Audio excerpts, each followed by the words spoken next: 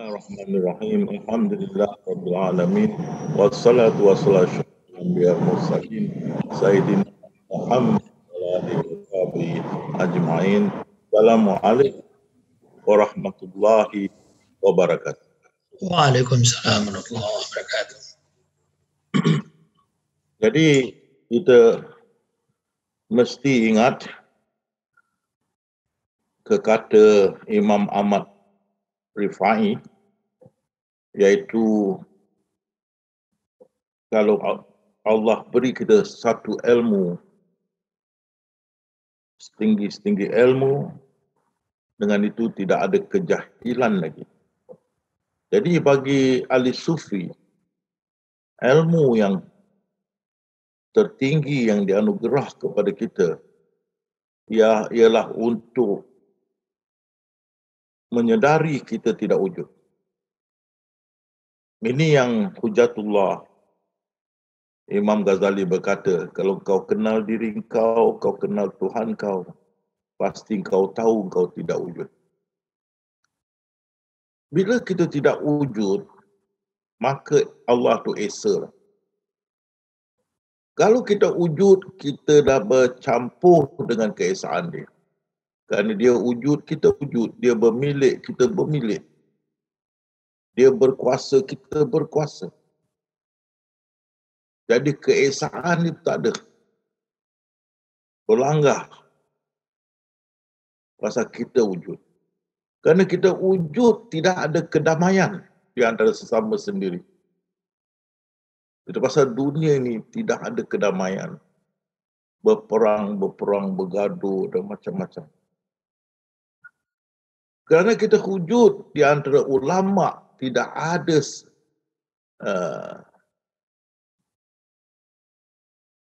kesatuan, berpecah belah, menjadi bermacam-macam mazhab, menjadi bermacam-macam pertubuhan, dan bermacam lagi lah. Orang Islam kita pun tidak boleh bersatu kerana kita wujud. Kita memiliki, kita bermaruah, kita berkuasa. Amerika, Rusia, Eropah berkuasa. Kita yang bijak pandai dan sebagainya. Tapi kita lihat setiap Nabi dihantar untuk mengenalkan Allah Subhanahu Wa Taala kepada umat dia. Bukan agama. Rasulullah SAW pun dihantar bukan mengenalkan agama Islam bila baginda dihantar. Mengenalkan Allah Tuhan yang satu. Di akhir dakwah, maka Allah menamakan agama yang dibawa oleh Rasulullah sebagai agama Islam. Tapi kita tengok, selain dari ahli sufi, tiada yang memperberatkan tentang ilmu ketuhanan. Hanya ahli sufi lah ilmu khusus bagi mereka ialah ilmu ketuhanan. Yang dipelajarinya adalah ilmu ketuhanan tentang Tuhan. Khusus. Boleh dikatakan mereka lah spesialis. Ataupun orang yang mahir tentang ilmu ketuhanan.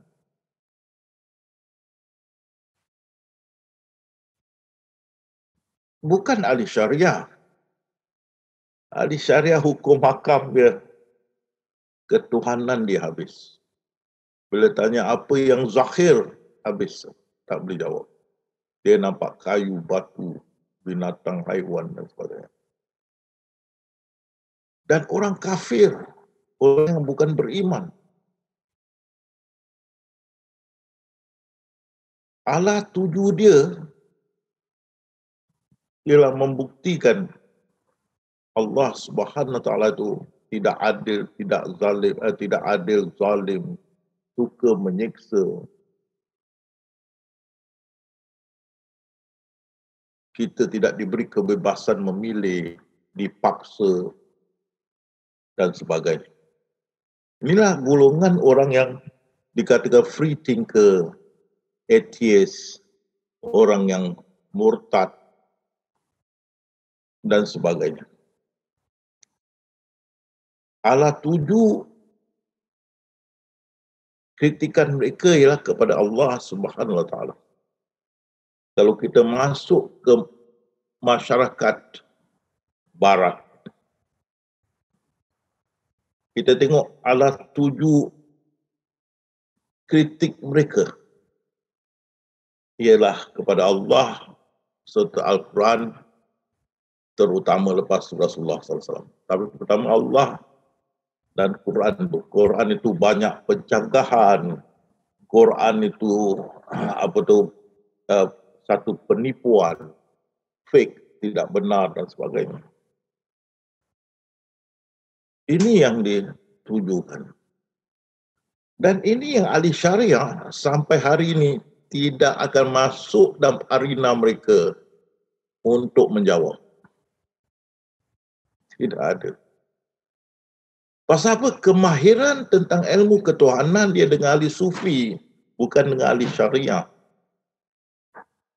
Kita ini insya-Allah bisa berhadapan dengan mereka. Kita yang bisa mempertahankan tentang keesaan Tuhan kita Allah Subhanahu Wa Taala.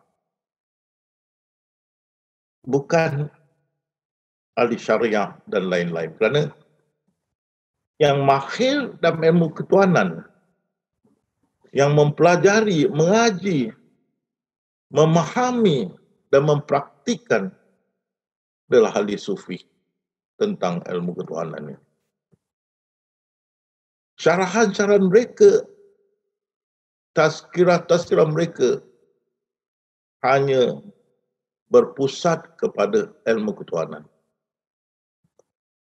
Dan bagaimana mendekatkan diri kepada Allah Subhanahu Wa Taala menerusi ibadah-ibadah fardu dan sunat dan zikrullah. Jadi bagi orang-orang kafirun, orang-orang yang tidak beriman, yang sekarang 2.4 bilion satu dunia, kita sekarang sudah jadi 1.9 bilion, tapi mereka 2.4 bilion. Mereka tidak dapat kepuasan dari soalan pertanyaan-pertanyaan mereka yang mereka anggap logik. Dan ahli syariah tidak boleh menjawab.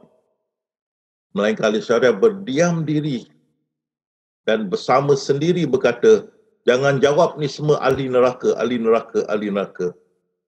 Itu jawapan mereka. Jangan layan sama mereka. Tidak boleh begitu. Mereka tanya tentang ketuhanan. Setiap Nabi mengajar ketuhanan. Ilmu yang pertama, awaluddin, ilmu yang pertama kepada umat mereka yang belum beriman.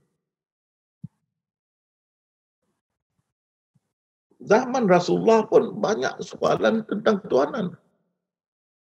Ada ke beratus-ratus Tuhan kita engkau jadikan satu ya Muhammad? Dia bertanya. Ini tidak masuk di akal. Ada tak diterima. Beratus-ratus Tuhan jadi satu kan. Pening kepala.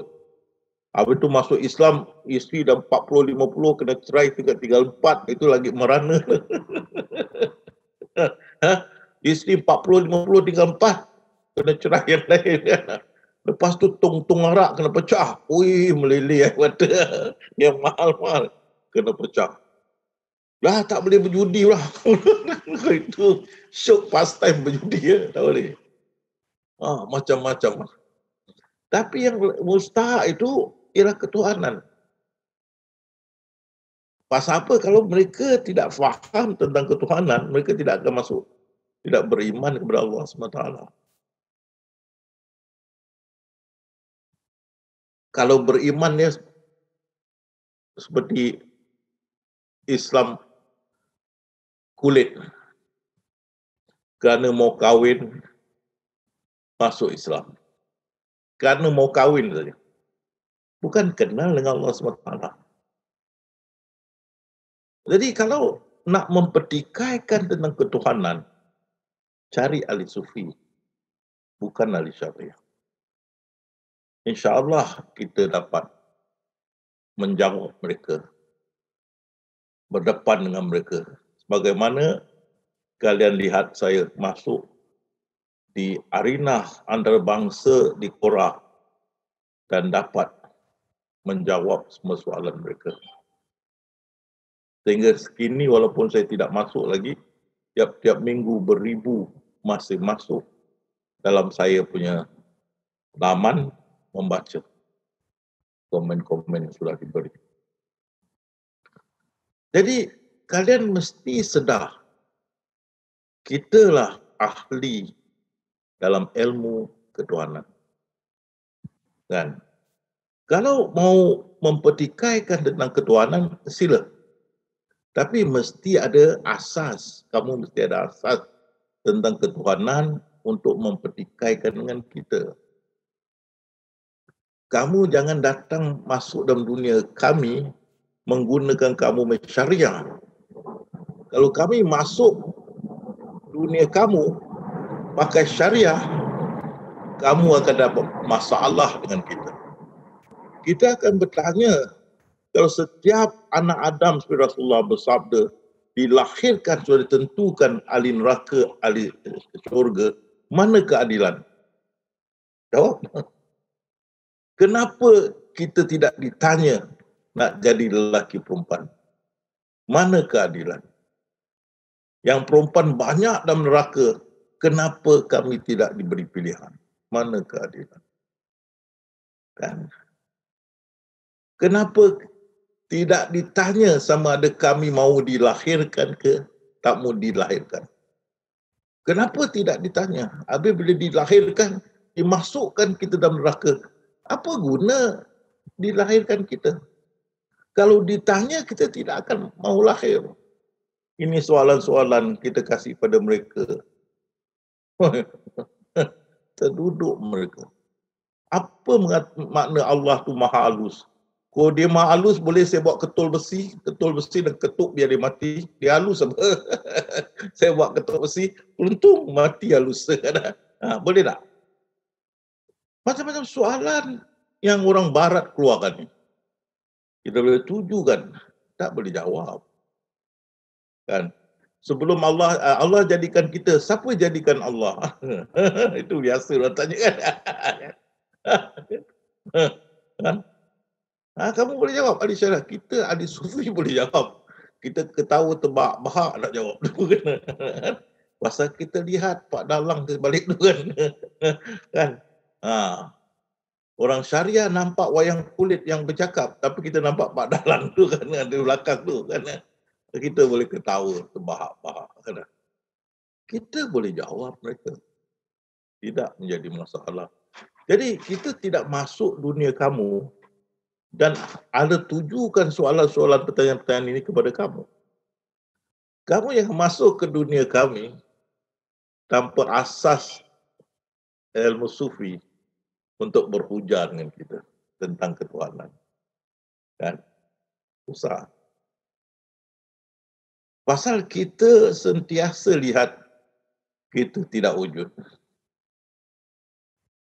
Kita hanya satu penzahiran yang tidak wujud. Satu fata morgana. Satu ilusi. Satu bayangan dia bayangan macam-macam. Pendek disimpulkan kita tidak wujud. Kita hanya nampak dia bermain dengan diri dia. Itu asal dia kat senda gurauan, main-main. Dia bermain dengan diri dia. Kita tidak wujud. Kalau dia sendiri yang wujud, dia bermain dengan diri dia, mana kezaliman? Mana pencanggahan? Mana tidak keadilan? Dan sebagainya.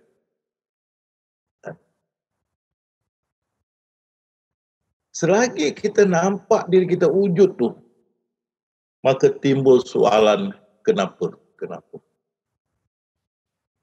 Kalau kita boleh terima cakrawala di atas, planet-planet ikut manzilah-manzilah masing-masing, kita boleh terima ini semua sebab Allah tetapkan dia berjalan begitu, ya, malam siang, matahari naik, matahari turun, air pasang, air surut, semua Allah dah susunkan, hujan, panas.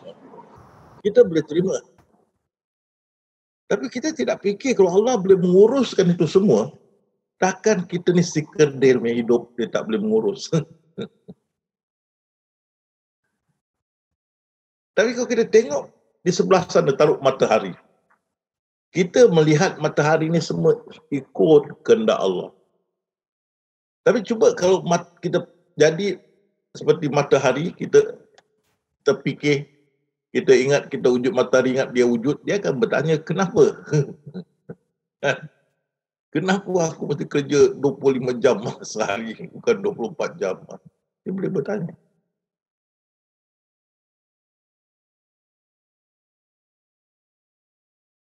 Pasal itu bila kita ingat, kita wujud, kita boleh bertanya. Kenapa? Kenapa? Kenapa?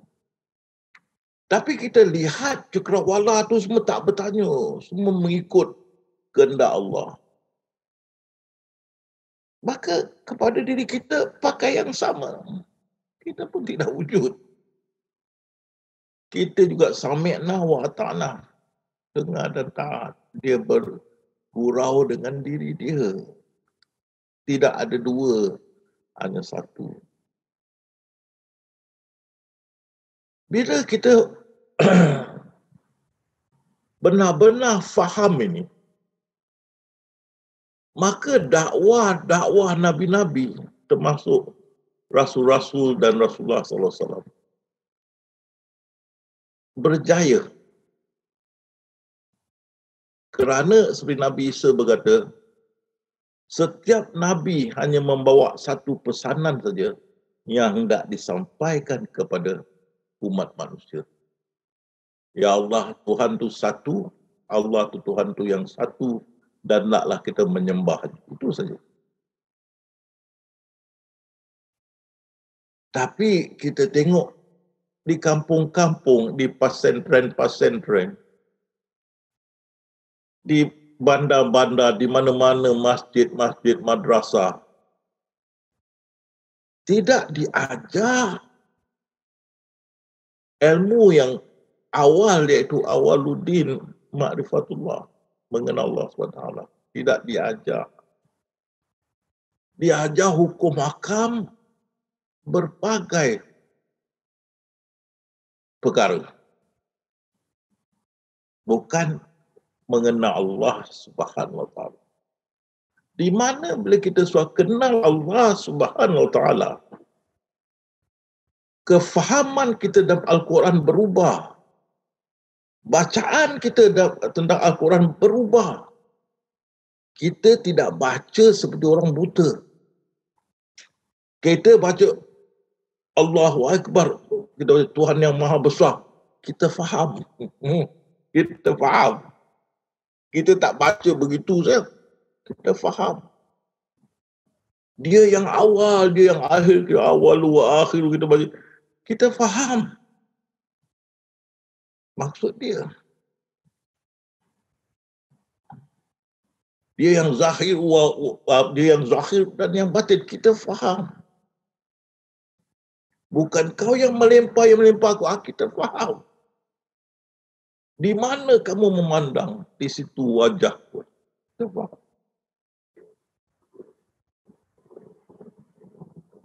Beza penghayatan ahli sufi dalam dia membaca Al-Quran. Sehingga Ustaz dan Qari di Johor beritahu saya dia tak boleh lagi jadi Qari. Semenjak dapat ini ilmu, setiap kali dia baca Al-Quran dia menangis. Jadi dia faham. Tak boleh. Berbeza pandangan ahli sufi. Allah, hari ini aku sudah angkat hijab yang menutupi mata hati kita. Dan hari ini mata kamu sudah menjadi tajam perlahan. Kita lihat tanda-tanda Allah di setiap ufuk kita memandang.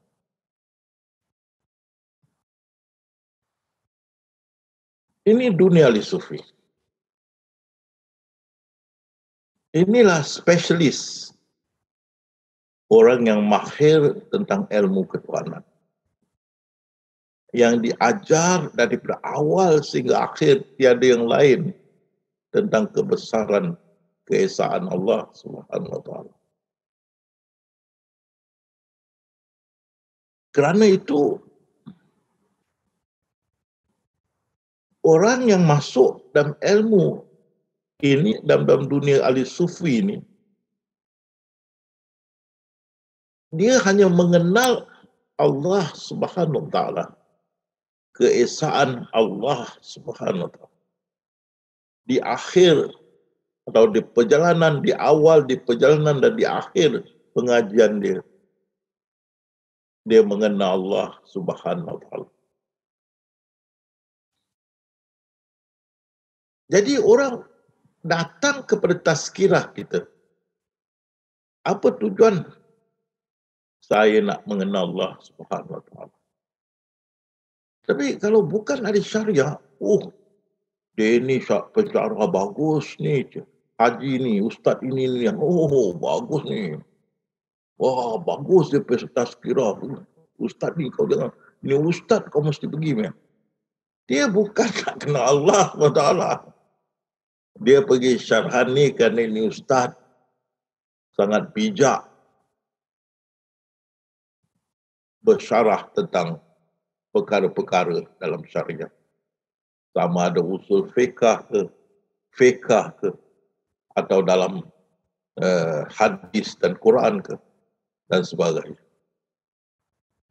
Jadi dia mengenali tentang usul fiqh, datangnya undang-undang, mana datangnya undang-undang, ataupun fiqh, undang-undang yang terjadi. Atau tu tentang tajwid, taranum dan sebagainya. Atau usuluddin dan sebagainya. Tapi ada dia kenal ma'rifatullah.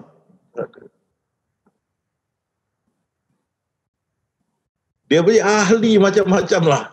Tapi adakah dia ahli dalam ma'rifatullah? Tak ada. Dan kita yang sudah ada dalam dunia ahli sufi ini,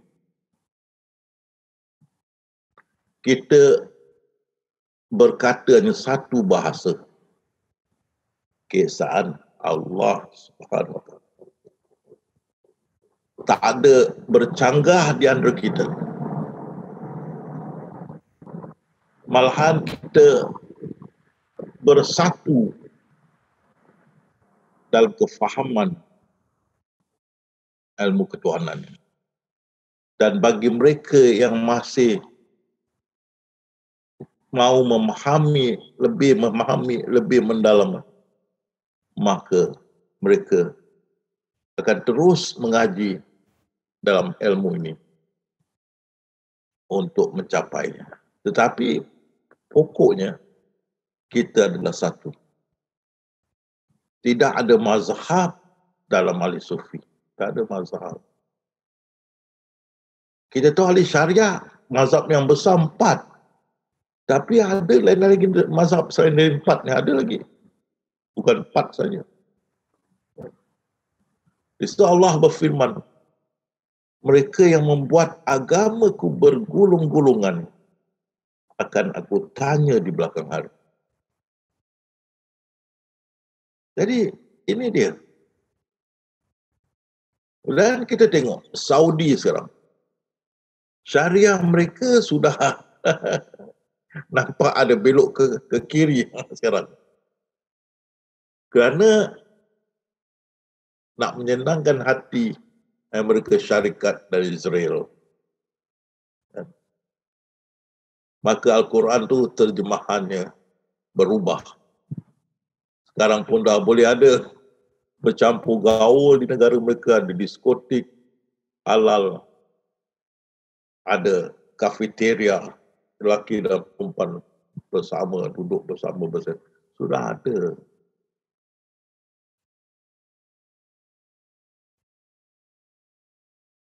Ini yang akan menjadi lebih perpecahan bagi negara-negara Islam yang tidak boleh terima ini.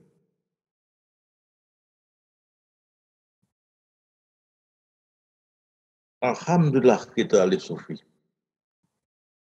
Kita tidak menghukum kerana kita tahu kita tidak wujud. Dengan itu, kita tidak melanggar firman Allah. Bagaimana kau memikirkan?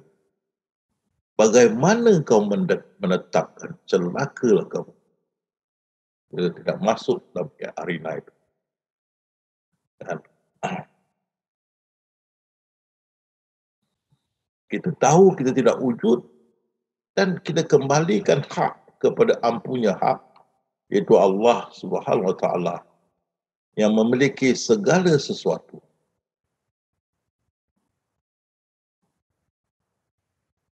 Dengan itu kita reda apa juga dia buat terhadap dirinya sendiri. Tak ada kena-mena, kita tak boleh bersuara, kita tidak wujud.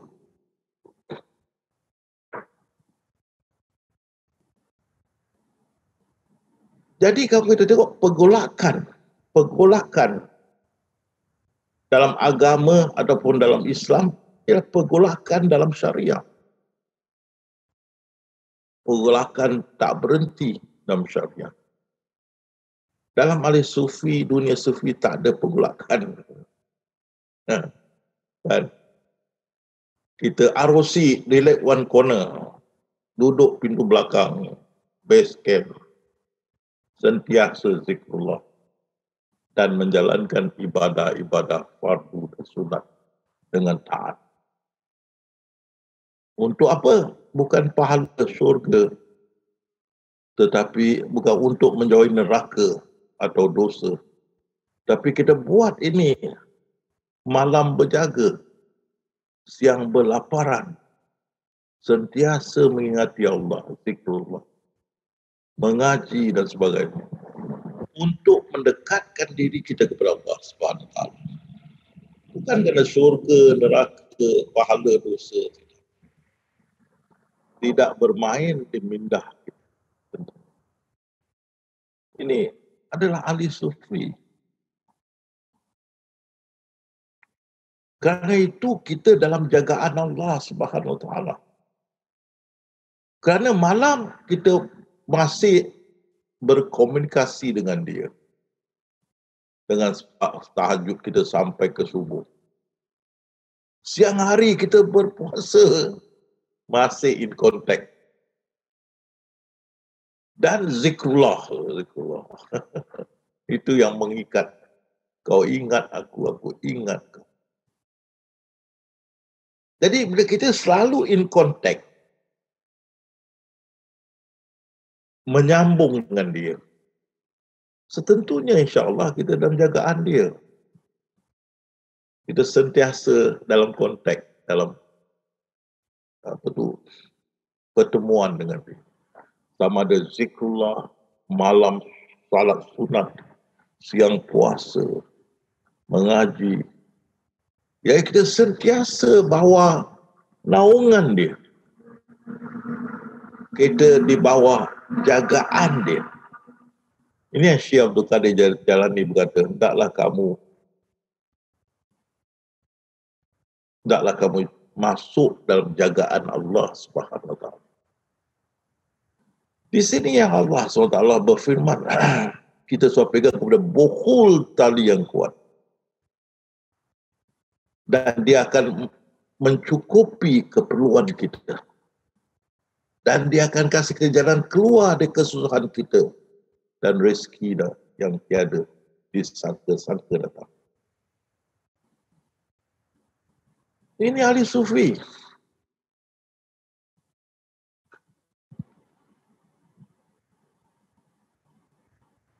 Jadi kalian mesti ingat ini. Kalianlah ahli atau spesialis tentang ilmu ketuhanan. Pasal bertahun kalian mempelajari hanya ilmu ketuhanan. Bertahun. Tidak ada lain perkara. Ilmu ketuhanan. Ilmu yang merangkumi tentang Allah Subhanahu Wa Taala.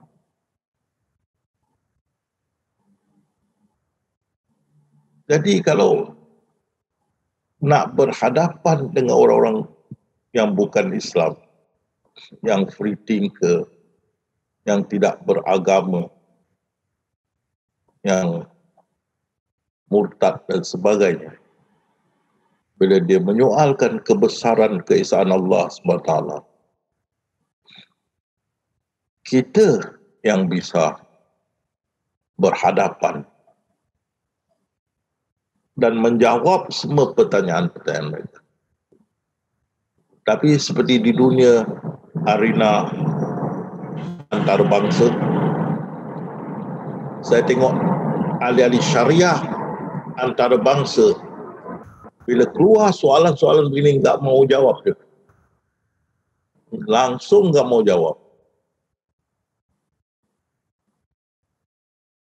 Apa yang saya pendengarkan, ini semua soalan syaitan, inilah daripada ahli-ahli neraka. Tak usah layan mereka, tak usah jawab mereka. Tapi sebenarnya, kamu tak boleh jawab.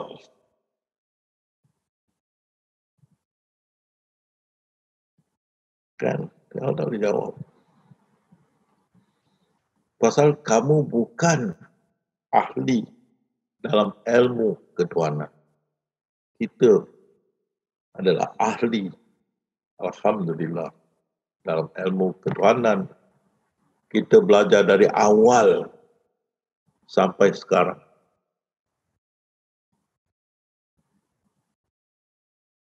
Ada yang sudah belajar dengan saya daripada 1990, masih sekarang dengan saya. Ada yang dalam 90-an, masih ada. Dan ada yang dalam masa 20-an dengan saya. Dari awal yang diajar ini ketuhanan. Tidak ada yang lain.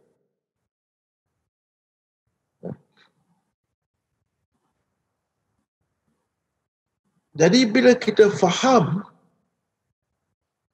kita tidak wujud, baru keredaan bermakna. Keredaan. Tidak seseorang masuk ke syurga dengan amalan dia. Tapi dengan keredaan Allah, begitu juga engkau Rasulullah, begitu juga aku. Tengok, tidak seseorang itu masuk ke syurga. Tidak seseorang itu, dia tidak cakap, tidak seseorang Islam itu, tidak. Tidak, dia bukan tidak seseorang kafir itu, tidak. Dia tidak seseorang itu masuk syurga dengan amalan mereka. Dengan keredaan. Dan kita lakonkan skrip, masing-masing lakonkan skrip dia. Kamu akan hidup mengikut kitab ini sehingga hari kebangkitan. Dan Syekh Abdul Qadir bertambah, tidak ada pilihan. Kamu dihempas di lambung oleh ombak takdir. Tidak ada pilihan. Jadi setiap kita menjalankan hidup kita dengan baik, dengan sesungguhnya. Pendek kata, semua kita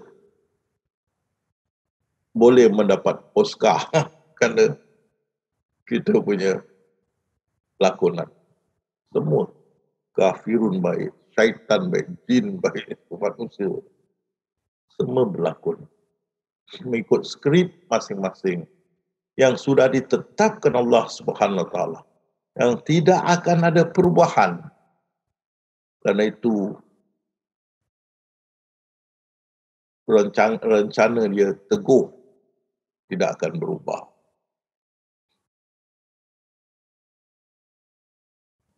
Dan dengan itu kita boleh bersifat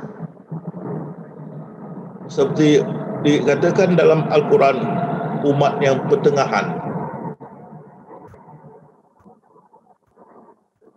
Maka bagi orang kafir, ada dalil-dalil yang menunjukkan semua masuk syurga.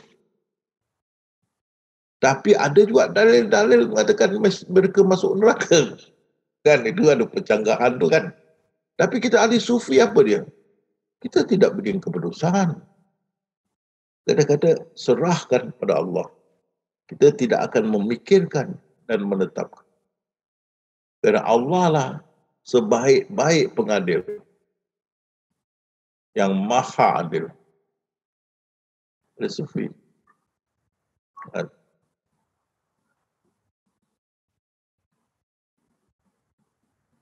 Dan bila kita faham ini, yang kita mesti reda. Apa juga kita mesti reda. Berarti semua kehendak dia, kita mesti reda. Macam mana tidak reda?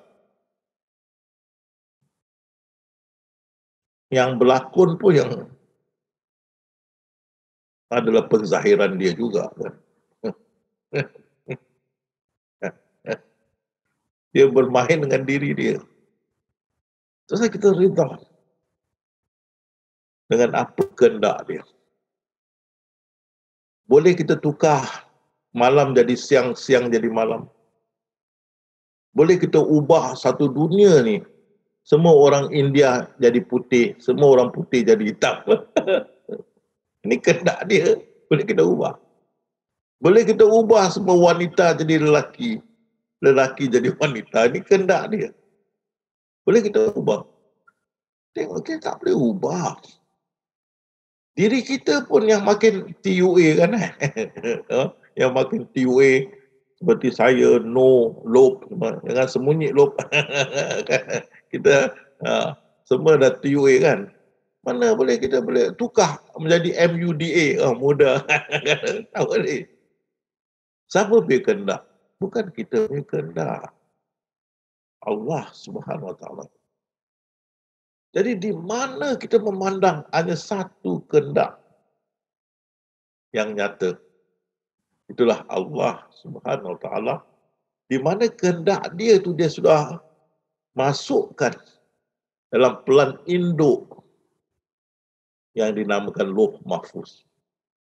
Firman kun, kehendak itu sudah tercatat dalam satu pelan induk atau kitab induk Lauh Mahfuz. Firman kun sudah siap. Dan kehendak dia berjalan dari masa ke masa berjalan. Bila dimasukkan masa, maka kehendak dia berjalan. Sampai sekarang. Dan bila kita tidak ada, 100 tahun kita semua dah tidak ada, kehendak dia masih berjalan. Dunia bertukar. Dunia tahun 50-an sama sekarang lain. Soal lain. Dunia akan datang, akan lain daripada dunia ini. Dunia kita sudah jadi primitif, jadi kuno di dunia yang akan datang, yang lebih hebat, lebih canggih dan sebagainya. Tapi tetap berjalan. Apa yang itu kehendak dia. Itu dia berfirman kehendak dia tetap berjalan. tidak akan berhenti sampai masanya walhasil balik asal. Jadi yang kita pandang adalah kehendak Allah Subhanahu wa taala. Satu kehendak di mana kita memandang. Itu pasal saya terangkan bila Rasulullah cakap hiduplah seperti biasa. Jangan berpeluk tubuh walaupun tahu semua dah tulis. Maksudnya kita hidup macam biasa. Di malam hari nak tidur kita pandang balik apa yang kita buat hari itu. Dan kita sedar dan sedarkan itulah bahagian kita dari Lauh Mahfuz yang turun yang kita berlakonkan pada hari itu. Dan kita dah boleh faham ini, tak payah tunggu malam hari ya. Besok kita tengok ini hari ini punya lakonan dari Lauh Mahfuz. Hidup macam biasa. Tapi kita faham apa yang kita hidup macam sakit tu hari kita pergi doktor, anak kita jahat kita marah dan sebagainya. Kita faham ini semua dalam kadar dan kadar takdir kita. Tidak ada sesuatu perbuatan yang mendahului takdir. Semua dah dituliskan oleh Allah dalam Lauh Mahfuz sebelum dia berlaku. Kita ibarat mobil atau kenderaan dan takdir itu adalah jalan raya. Kalau tidak ada jalan raya, terberhenti kenderaan. Semua yang kita buat Allah tahu. Semua yang kita buat kerana dia maha bijaksana. Semua yang kita buat dia approve atau setuju kerana dia berkuasa. Maha berkuasa. Dia tak boleh bypass dia. Dan semua itu sudah tercatat dalam pelan induk dia yang nyata, Lauh Mahfuz. Jadi sejenuh mata memandang kehendak dia. Itu pasal buah-buahan bermacam apa tu warna, bermacam bentuk, bermacam rasa. Tidak satu. Tidak satu rasa, satu apa tu warna, satu bentuk, tidak, bermacam-macam. Kehendak dia, bukan kehendak kita. Kan? Kerana semua dia dah tentukan dalam Lauh Mahfuz bila firman kun. Jadi kita mesti fahamkan, kalian mesti fahamkan sebenar-benar kita tidak wujud. Untuk mengelak menjadi seorang yang jahil. Seorang yang jahil. Kerana orang yang jahil yang melawan Allah SWT. Orang yang jahil. Tak ada ilmu. Melawan dan menyoal Allah SWT. Okay? Jadi itu mukadimah. Kita sekarang masuk dalam syarahan kita. Tak wujud 9. Kita lihat di nota yang ada.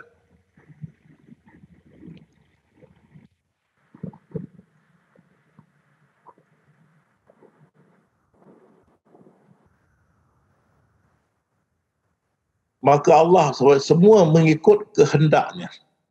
Maka Allah menyesatkan sesiapa yang dikehendaki, juga memberi hidayah petunjuk kepada sesiapa yang dikehendaki. Sekarang kita tengok ni ayat. Kalau kita bukan ahli sufi, kita boleh bertanya, kenapa Allah buat macam gini ya? Macam dia ada favorism. Dia ada suka ini orang, wah beri petunjuk. Tak suka ini orang, biar dia sesat. Kenapa Allah tidak beri semua orang petunjuk? Kenapa dia mesti berbelah bagi ya? Kesian orang yang disesatkannya. Kenapa Allah tidak kesian ke orang-orang yang disesatkan dan dimasukkan dalam neraka? Dia tidak ada kasih sayang kepada orang-orang ini. Pasal bukan orang ini yang menyesatkan diri mereka, Allah yang menyesatkan. Ini soalan kita di Sufi boleh jawablah. Orang biasa, ulama syariah tidak boleh jawab. Tapi ini soalan yang timbul dari Allah menyesatkan sesiapa yang dia hendak. Siapa yang dia tidak kehendaki, dia tidak kasih petunjuk. Ada berat sebelah sini, atau ada apa tu favor sini, favorism sini, dan sebagainya. Tapi kita ahli Sufi tahu. Jawab kita, dia punya suka lah kan. kan. Saya beri contoh lah, awak tahu ni hidung saya dua kan. Ini dua-dua hidung saya kan. Sini saya nak cocok sebelah kanan, saya lebih suka lah hidung saya. Saya nak cocok sebelah kiri, saya lebih suka lah hidung saya. Dua-dua hidung saya kan. Lubang hidung saya. Begitu Allah kan. Dia bermain dengan diri dia. Mengapa mesti kita masuk campur? Kita cuma cakap inna lillahi wa inna ilaihi rajiun. Dia punya kembali pada dia, buat apa dia suka pada hak dia. Tidak jadi pergaduhan.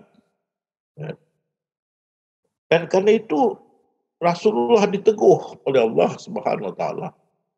Jika mereka tetap berpaling, maka sungguhnya kewajipan yang dibeban kepadamu ya Muhammad hanya menyampaikan dengan terang. Apa yang kau sampaikan, sampaikan. Dan jika mereka berpaling daripadamu, kau rasa berat, maka buat lubang di bumi atau tangga ke langit dan bawa mukjizat tunjuk mereka. Kalau kau boleh ubah mereka, bawa dia semua. Tentu Rasulullah tak boleh buat. Kalau Allah menghendaki, tentu saja Allah menjadikan mereka semua dalam petunjuk. Tengok. Sebab tu jangan kamu sekali-kali termasuk orang yang jahil. Itu pasal kita mesti ingat ni teguhan Allah Subhanahu Wa Taala. Bila kita terlupa, kita tidak wujud, akan datang persoalan. Kenapa? Kerana rasa simpati kepada yang sebelah sana. Yang nasib dia malang, yang tidak dapat petunjuk, yang belum beriman. Kita sedih seperti mu'alaf, sedih akan ibu bapa dia yang belum beriman.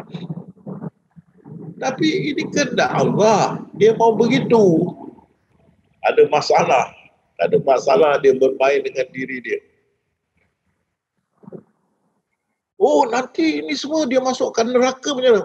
Dan dia masukkan dalam neraka? Belum kan? Belum. Dan ada 99 rahmat dia menunggu kita. Rasulullah berkata kalau orang kafir tahu, tidak seorang pun akan putus asa masuk syurga. Dan ada hadis dia, jangan kau membenarkan seorang yang ada sebiji sawi iman kepada aku dalam neraka. Itu yang dia dah taruh dalam hati kita, alastu birabbikum, kira-kira ya qalu bala, benar. Dan dia telah cahaya makrifat itu dia selitkan dalam hati kita itu. Yang Nabi Isa berkata, yang tidak hilang walaupun digelapkan oleh dosa. Masih ada tu secebis iman tu yang ada dalam diri kita. Jangan kau benarkan orang ada secebis iman dalam hati mereka dalam neraka. Tak boleh. Dan bukan itu. Hadis juga di Sunan Tirmizi. Rasulullah bersabda, ada yang diberi kitab, maka dia dengan kitab itu dia berbuat yang baik. Ada yang tidak berbuat yang baik dan sebagainya. Dan ada lagi yang lain-lain. Dalam itu hadis. Tapi Rasulullah menyatakan semua mereka itu masuk syurga. Semua. Walaupun ada yang menyelewengkan tu masuk syurga. Ada. Kan ada. Tapi kita tidak nafikan. Ahli syariah berkata, oh ada sebelah kiri masuk neraka. Kan kitab dapat sebelah kiri. Tapi kita tidak akan menghukum.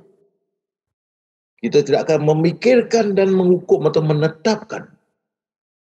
Kita serah pada Allah kerana Dia ada berfirman, aku menetapkan kasih sayang atas diriku. Dan Rasulullah bersabda, rahmat Allah mendahului kemurkaan Dia. Kita serah. Dan dari kita pandangan orang-orang yang belum beriman, bila kita tunjukkan ini, dan bila kita kata akhirnya, kita semua tahu kita adalah pelakon. Pasal di hari kemudian Allah akan berfirman, bacalah kitab yang tergantung di lehermu. Itulah cukup hisab bagimu. Itulah buku hisab. Itulah kitab yang tergantung pada leher kita semasa kita di lahir. Di akhirat kalau agak bacalah buku yang terbuka dan tergantung di leher kamu. Baca. Itu surah apa tu? 99 saya dah lupa surah apa tu. Kalau tak silap saya ayat 13 ke 14 Fusilat, ayat Fusilat 49. Bacalah kitab yang tergantung di lehermu. Itu amal perbuatan kita. Cukuplah itu hisab untuk. Berarti kita melihat video kita. Kitab, video pun betul masuk dalam kitab. Maksud kitab luas. Suatu yang menyampai. Video. Suatu yang mengajar. Jadi, akhirnya kita lihat pada kitab kita sendiri. Video kita. Itu cukuplah bagimu hisabkan. Bila kita beritahu pada kafirun bahawasanya peluang bagi mereka masuk syurga ada. Seperti juga peluang orang Islam masuk neraka pun ada. Dan kalau Allah SWT masukkan semua dalam syurga, dia adil tak? Dengan cepat mereka kata adil. Kan? Jadi jangan kita menghukum atau memutuskan. Ini keadilan hak Allah. Dan kita bertanya juga, saya bertanya pada jamaah masa saya mengajar dulu, kalau Allah memberi kamu peluang masuk syurga dan dia beri kamu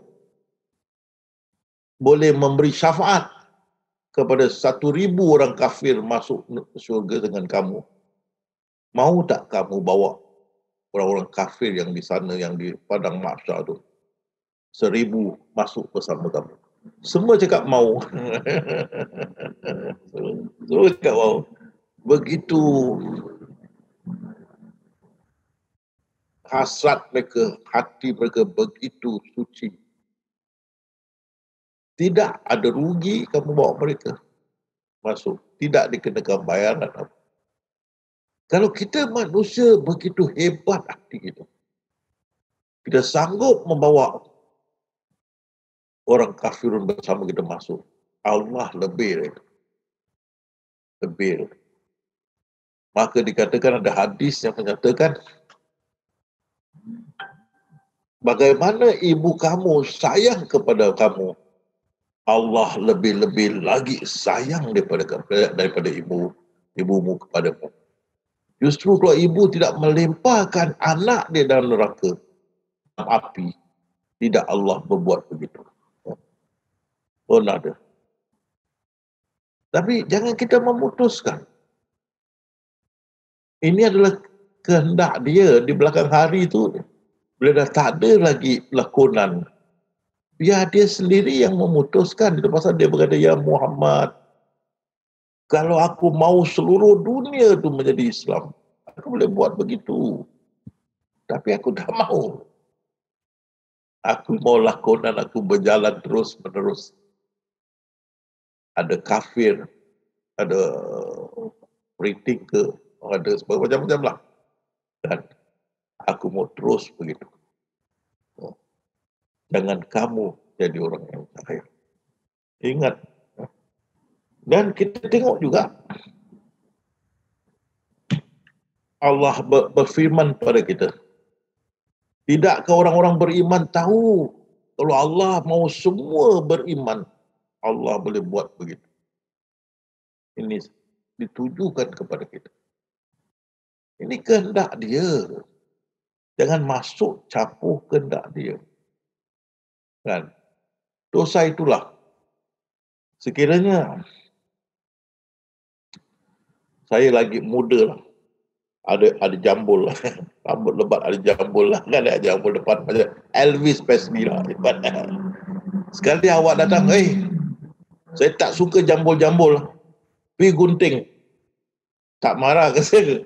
Apa kau peduli? Ni rambut aku tau. Aku pergi rambut. Kenapa kau potong? Ini kita menjadi marah. Begitu Allah. Ini urusan dia. Jangan masuk campur. Kalau dia mau satu dunia tu Islam, dia boleh buat begitu. Adakah dia zalim? Ini masalah. Adakah dia zalim? Kedua ahli syariah tak boleh jawablah. Tapi kita boleh ketawa kegeli hati kan. Kita tahu siapa yang bertanya kan. Kita boleh kata, Ya Allah, ini pun nak bergurau. Beza kan. Beza. Itu kita nampak kehendak dia jelas. Sesungguhnya ini dia berfirman kepada Rasulullah SAW. Kau tak boleh beri petunjuk pada orang yang kau kasihi. Seperti datuknya atau bapa ini Sayyidina Ali. Dia sedih. Allah yang beri petunjuk adalah aku kepada orang yang dikehendaki. Dan Allah mengetahui orang yang menerima petunjuk. Tentu dia tahulah. Dia dah kun. Semua dah siap lah. Yang dapat petunjuk, yang tak dapat petunjuk. Dia semua tahu. Ini kehendak dia. Tak boleh kita ubah. Jadi walaupun dunia ini cuba mencari sesuatu obat yang boleh buat kita jadi muda, belum jumpa lagi lah. Kan? Belum jumpa lagi. Kita awet muda kan, tak pernah tua.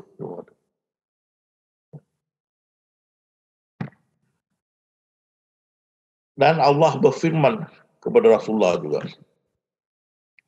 Bila Rasulullah SAW dilukai semasa perang Uhud, baginda berkata kepada kaum Quraisy, apa untung bagimu mencederakan Nabi yang dihantar kepada kamu? Apa untung bagimu mencederakan Nabi yang dihantar kepadamu? Maka turun ini ayat. Engkau tidak berhak sedikit pun Muhammad dalam urusan untung tak untung. Sama ada dia menerima taubat mereka ataupun dia seksa mereka.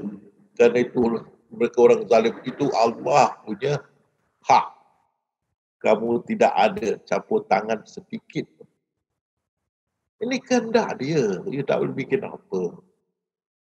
Macam mana kita berkehendak menjadi kaya? Kaya raya. Kita tidak jadi kaya raya, kita cuma dapat tanam bunga raya. Kehendak dia. Kita macam kehendak nak jadi kaya, nak jadi muda, nak jadi pandai, bijak. Tak boleh. Semua ikut kehendak dia. Semua ikut kehendak dia. Jadi yang kita dia ada kehendak yang satu. Bila faham ini, faham dia tidak wujud, maka kita tidak akan mengganas kepada anak-anak kita yang lemah dari segi pelajaran mereka dan sebagainya. Cuma kita berdoa semoga dalam takdir mereka tertulis mereka akan jadi bijaksana. Kalau tak ada pun kita reda. Pasal anak-anak kita pun hak dia ataupun diri dia kita pun adalah diri dia. Dua-dua tidak wujud, dia berlakon dengan diri dia. Itu kita dah faham lah. Kita turun lagi tengok ni. Siapa yang mengata saudaranya kafir, maka perkataan itu kembali kepada dia. Jangan. Ada mata tengok, ada telinga dengan ada mulut, shut up. Bagaimana mereka memikirkan dan menetapkan celaka lah. Jadi syukur kita ahli sufi. Kita sudah faham. Bila tak wujud, tak boleh berkata-kata. Kalau berkata-kata, sudah jadi hantu. Tak wujud. Tak boleh. Senyap. Buat tak tertepuklah tangan. Buat tak tahu. Si labu, luncai terjun dengan labu-labunya. Biarkan. Masuk biarkan mana? Biar Lauh Mahfuz berjalan. Jadi ada ditimbulkan di sini. Jadi kita nampak kemungkaran, kita diam. Bukan begitu. Rasul cakap jangan berpeluk tubuh, hidup macam biasa. Kalau nampak kemungkaran, pergi tangkaplah. Tahanlah. Nabi ingat, bila tengok balik, bukan kamu yang buat. Bukan kamu yang buat. Itu semua kehendak Allah Subhanahu Wa Taala. Dan dia melakukan. Bukan kau yang melempar Muhammad. Aku yang melempar. Bukan kita buat. Dia yang menahan kemungkaran itu. Dia yang menahan, bukan kita. Itu mesti kita faham. Jadi kalau kita sudah faham ni, kita tahu, apa pun kita angkat tangan reda. Tidak akan masuk campur urusan Allah. Makna hari itu apa yang kita jalankan, kita buat, kita tahu, itu semua sudah ditetapkan. Ada kemungkaran, kita berhenti kamu. Jangan kamu buat lagi kemungkaran itu depan aku. Kan? Tapi kita bila buat begitu, bila kita sedari, kita aku faham ya Allah. Kan? Bukan kita. Dia, bukan kau yang melempar Muhammad yang melempar aku. Dan itu kehendak dia menahan kemungkaran. Itu kita mesti faham. Supaya kita tidak mengatakan kita memikirkan dan kita membuatnya. Tak boleh. Kita tidak wujud. Semua dia bersandiwara. Jadi fahamkan ni, jadi apa yang berlaku dalam hidup kita keseharian, itu semua adalah kehendak dia dan mengikut apa yang telah tertulis dalam Lauh Mahfuz. Sesungguhnya Tuhanmu dialah jua yang lebih mengetahui akan orang yang sesat dari jalannya, dan dialah yang mengetahui orang yang mendapat hidayat petunjuk. Tentu dia tahu diri dia. Mana yang berlakon mendapat petunjuk, mana yang berlakon mendapat hidayah ataupun mendapat kesesatan, dia tahu. Semua dah tertulis dalam plan induk dia, Lauh Mahfuz. Jadi kita masuk pula ke bahagian ini, semua berserah kepada kehendaknya. Tentulah nak buat apa. You nak bikin apa, you dah tahu semua dia dah tuliskan. Semua sudah ditanggung beres. Kun, semua ditanggung beres. Nak buat apa lagi? Ikut saja rentak. Kan? Itu pasal padahal kepadanya lah berserah diri segala yang di langit dan di bumi. Suka ataupun tak suka, berserah diri. Kan? Semua. Kita tak suka kita jadi tua. Tanya Muhammad Nuh. Atau Lot. Mana kita suka kan? Atau Adenan. Kita mana suka. Rambut dah jadi putih. Kan? Tak suka. Tapi ada pilihan.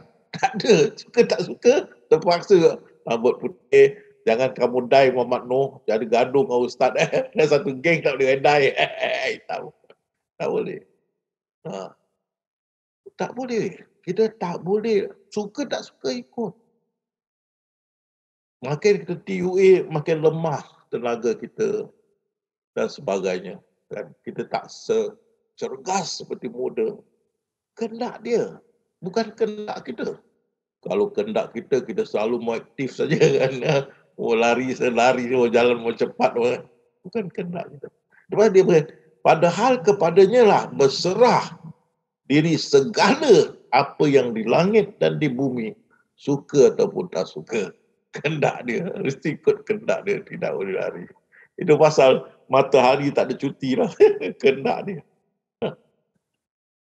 Dan kerana itu, ya Muhammad nak langkah pertama-tama menyerah diri. Itu pasal kita insya-Allah seperti Imam Muhammad Rifat, bila kita dah faham ini, maka akan hilang kejahilan. Jadi kita pertama-tama menyerah diri tanpa ada sekatan ke apa.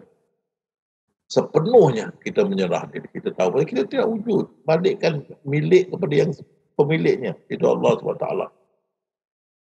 Kemudian jika mereka berdebat dengan kamu, katakan aku menyerah diri kepada Allah. Demikian orang-orang yang mengikutiku. Itu umat Muhammad akan ikut Rasulullah SAW. Dan para sahabat Rasulullah pun berserah diri. Sahabat pun. Dan orang beriman, katakanlah sesungguhnya petunjuk Allah itu yang benar. Petunjuk dan kita disuruh agar menyerah diri kepada Allah SWT. Orang-orang yang beriman. Dan Nabi Ibrahim pun bukanlah Yahudi atau Nasara, tetapi orang yang lurus lagi berserah diri kepada Allah. Nabi Ibrahim AS. Para sahabat Nabi Isa, kami penolong-penolong agama Allah. Kami beriman kepada Allah dan saksikanlah bahawa sesungguhnya kami adalah orang-orang yang berserah diri. Tengok ni. Mereka pun sama dengan kita ahli sufi. Kita sudah tahu tentang ilmu ketuhanan. Walaupun dia pengikut Nabi Isa, tetap berserah diri. Jadi Al-Junaidi berkata, tauhid itu adalah akibat penyerahan makhluk kepada penciptanya. Itu tauhid itu. Tengok tu. Tauhid bukan saja orang kata tauhid tu la ilaha illallah Muhammadur Rasulullah. Tauhid la ilaha illallah yang pertama, la ilaha illallah. Tapi jangan dia kata apa? Tauhid itulah akibat penyerahan makhluk kepada penciptanya. Jadi la ilaha illallah pun belum lagi mantap. Bila kita berserah diri 100% kepada Allah, itu dia yang Al-Junaidi berkata tauhid. Bukan la ilaha illallah. Tauhid yang sebenar diri, menyerah diri kepada Allah. Sebab itulah dalam bahasa orang putih, takdir itu maksudnya, Islam itu maksud submission to the will of Allah. Mana menyerah diri kepada kehendak Allah Subhanahu wa taala. Itu makna Islam. Menyerah diri kepada kehendak Allah Subhanahu wa taala. Itu yang maksudnya tauhid bagi Al-Junaidi. Jadi bagi ahli sufi itu pasal awaluddin ma'rifatullah, awal agama mengenal Allah Subhanahu wa taala. Bukan mengenal yang lain-lain. Saksikanlah bahawa kami adalah orang-orang yang berserah diri. Ini yang kita berdoa. Amin ya rabbal alamin ya Allah. Jadikanlah kami, saksikanlah kami semua yang ada ini ya Allah. Berserah diri kepadamu. Kita sudah tahu kita tidak wujud. Tidak ada sebab kita tak menyerah diri. Kamu tidak ada pilihan, Syekh Abdul Qadir berkata dalam perkara ini. Dan saintis pun percaya, suka dipercayai bahawa kita ada kebebasan memilih, free will. Apabila hidup kita terikat dengan peraturan-peraturan yang sedia ada. Boleh dikatakan kita adalah mesin-mesin naluri ini. Dan kebebasan memilih hanya satu, hanya hayalan belaka. Hayalan. Saintis pun hayalan. Bukan kita buat, kita jumpa. Saintis Eureka mana jumpa. Dia tidak buat. Dia jumpa telefon. Jumpa tu, jumpa ni. Dia tidak mengaku dia buat, dia jumpa. Dia jumpa dalam kajian dia jumpa macam mana nak bikin electric bulb. Dia jumpa dalam kajian macam mana nak bikin telefon dan sebagainya. Dia jumpa. Itu pasal kita tak ada pilihan. kita sebelum Allah pegang jiwa kita semasa kita tidur, dan kalau kita tidak mati, dia lepaskan jiwa kita untuk hidup sehari lagi.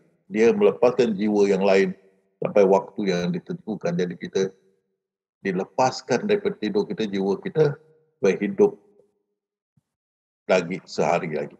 Itu kehendak dia. Dan dialah yang menidurkan kamu dalam hari, kemudian membangun kepada siang hari untuk sempurnakan umur kamu. Terus kita tutup mata, buka mata, anak dah besar dah. Tutup mata, buka mata, udah ada cucu dah. Rambut kita pun dah putih. Dia jalankan kehendak dia, bukan kehendak kita. Dan kemudian kami keluarkan kamu sebagai bayi. Lepas tu kita jadi dewasa. So, soli kita tengok gambar ni kan. Dilahirkan, remaja, handsome habis. Kali dewasa, habis. Handsome pun dah hilang. Lepas tu wassalam. Habis. Ini dia punya kehendak, bukan kita punya kehendak. Dia punya kehendak, tak boleh lari dia. Dia punya kehendak. Dan Nabi Yaakob tak boleh lari. Terpaksa terima sampai buta mata kerana hilang anak yang dia kasihi. Dia menangis tidak berhenti sampai buta. Anak dia yang dikasihi, Nabi Yusuf AS, hilang, itu dia nangis. Ini modal yang dapat cerita ibu mertuaku dulu Kasim selamat jadi buta. Nangis, hilang apa? Isteri dia kan. Apa nama isteri dua kan. Jadi dia Nabi ni, Nabi Yaakob ni, tak ada pilihan. Dan dia reda atas ketentuan Allah SWT. Hilang anak dia reda sampai buta mata dia. Ada sedih merindukan anak dia. Kan? Jadi itu yang gambar tu ditulis di internet beriru, itu kain yang ada darah yang ditunjukkan anak Nabi Yusuf tu dimakan oleh serigala. Tapi Nabi Yaakob tahu tidak benar, pasal kalau dimakan oleh serigala, kenapa baju yang berdarah tu tak koyak? Tahu dalam hukum, dalam undang-undang Islam itu dipanggil bayyinah, circumstantial evidence. Dan Nabi Ayub juga macam-macam penyakit, rumah tangga, ahli keluarga, kekayaan habis kena macam-macam ujian. Kan? Tapi dia balik kepada Allah. Kan? Itu macam-macam penyakit pun dia merayu balik kepada Allah. Tapi dia mesti laluinya. Tidak boleh lari. Laluinya. Terima. Inilah kehendak Allah SWT. Kan? Seperti ibu Nabi Musa terpaksa lepaskan Nabi Musa dalam satu bakul di sungai Nil, lepaskan. Terpaksa. Pasal ini kehendak Allah SWT. Dengan itu selamat Nabi Musa. Kehendak Allah, bukan kehendak mereka. Jadi kita pun, kalian yang sekarang dalam ujian, ingat ini kehendak dia, bukan kehendak kita. Mau sabar, reda, NST selalu menyerah diri kepada Allah. Pegang ni. Kerana yakin semua tu berhikmah. InsyaAllah akan terlepas dari ujian yang kalian hadapi sekarang ini. Jadi berpaut kepada Allah. Kemudian apabila kamu telah membulatkan tekad yang kamu tahu ini semua adalah kehendak Allah, maka bertawakal pada dia. Tawakal, ini kehendak dia. Sesungguhnya Allah menyukai orang yang bertawakal, menyerah bulat pada dia. Cukuplah Allah bagiku, tidak ada Tuhan selain dia. Hanya kepadanya lah aku bertawakal dan dialah Tuhan yang memiliki arasy yang agung. Dan sebarang siapa yang bertawakal kepada Allah, nescaya Allah akan mencukupkannya. Makna rezeki kita insya-Allah Allah akan cukupkan. Jangan kita khawatir. Sesungguhnya Allah melaksanakan urusannya. Sesungguhnya Allah akan mengadakan ketentuan bagi tiap-tiap sesuatu. Yakin akan kehendak dia. Menyerah diri kepada kehendak dia. InsyaAllah keperluan kita akan Allah jagai seperti dalam firman ini. Barang siapa yang bertakwa kepada Allah, nescaya dia akan mengadakan baginya jalan keluar dan memberi rezeki dari arah yang tiada disangka-sangkanya. Dan barang siapa yang bertawakal kepada Allah, nescaya Allah akan mencukupkan keperluannya. Macam mana ujian yang dihadapi sekarang? Berpaut kepada Allah. Berserah penuh kepada Allah. Yakin dengan hakul yakin. Dia insya-Allah akan melepaskan kalian daripada ujian ini. Okay? Sebab ujian pun bukanlah kekal. Ujian juga akan hilang. Dia adalah sesuatu yang temporary. Sekejap saja, dia bukan kekal. Dan siapa yang lebih baik agamanya daripada orang yang ikhlas menyerah diri kepada Allah sedang dia pun mengerjakan kebaikan. Okay? Serah diri, ikhlas. Orang siapa yang menyerah diri kepada Allah dan sedang dibuat kebaikan, maka sungguhnya dia telah pegang kepada buhul tali yang kuat. Pegang.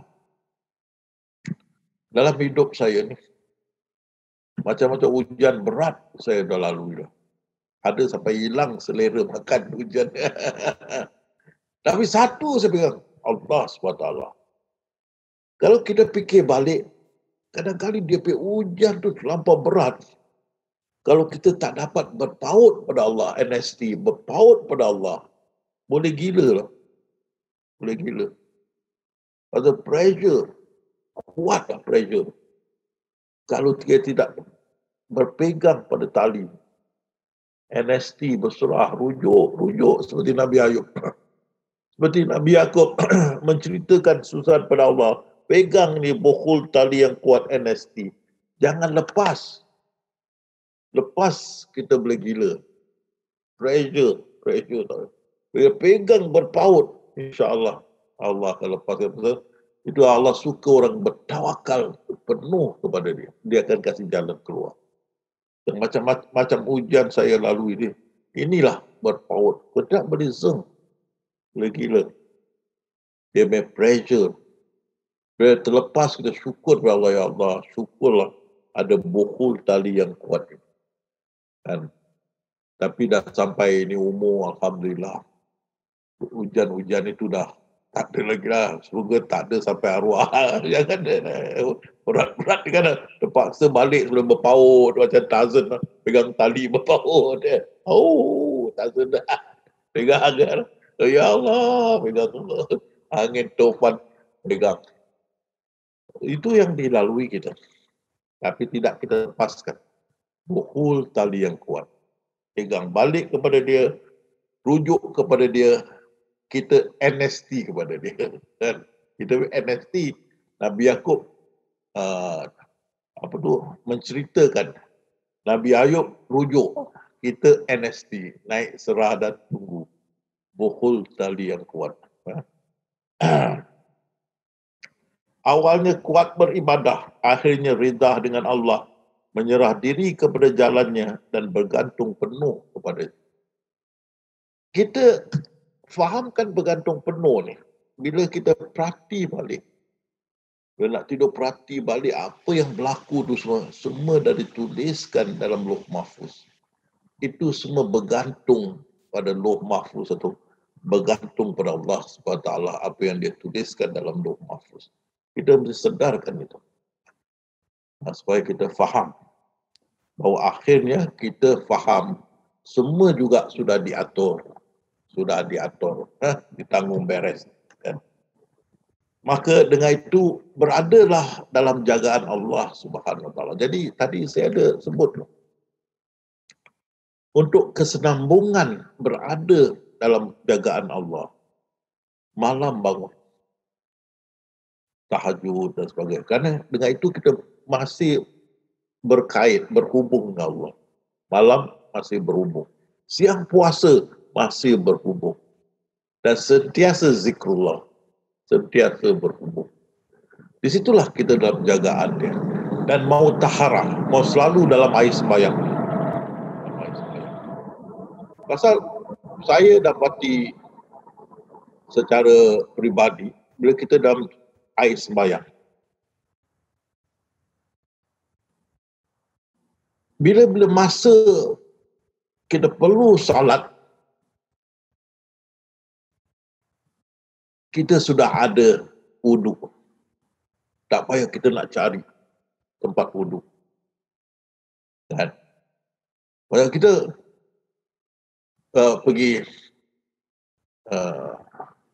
satu keramaian, taruhlah itu apa tu,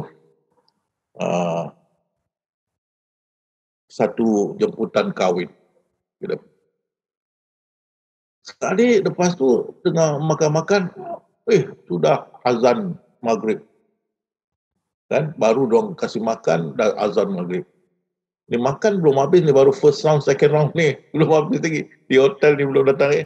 Ni nak sembahyang. Kerana kita ada wudu, kita berlari tempat yang ada, kita salat, tidak balik. Jadi sentiasa kalau boleh dalam wudu. Kalau boleh lah. Kalau tak boleh tak apa. Tapi jangan lupa malam bangun, siang puasa, sentiasa zikrullah. Dan kalau mengaji, baik dapat mengajilah terus menerus dan sebagainya. Jadi kita selalu in contact dengan Allah. Kita selalu berhubung dengan dia. Kita mendekat diri dengan dia. Jadi dia insya-Allah akan beri kita perlindungan dia, jagaan dia. Jika kita berada dengan jagaan Allah, Nabi Ayub naik kepada Allah, rujuk kembali. Nabi Yaqub menceritakan masalah dia kepada Allah. Kita NST saya sudah ajar. Dengar, Nabi Ayub rujuk. Nabi Yaqub menceritakan, kita NST. Bukan New Straits Time NST, bukan New Straits Time NST. Naik, serah dan tunggu. Naik. Oleh itu hendaklah kamu di dunia ni dalam jagaan Tuhan yang Maha Penyayang.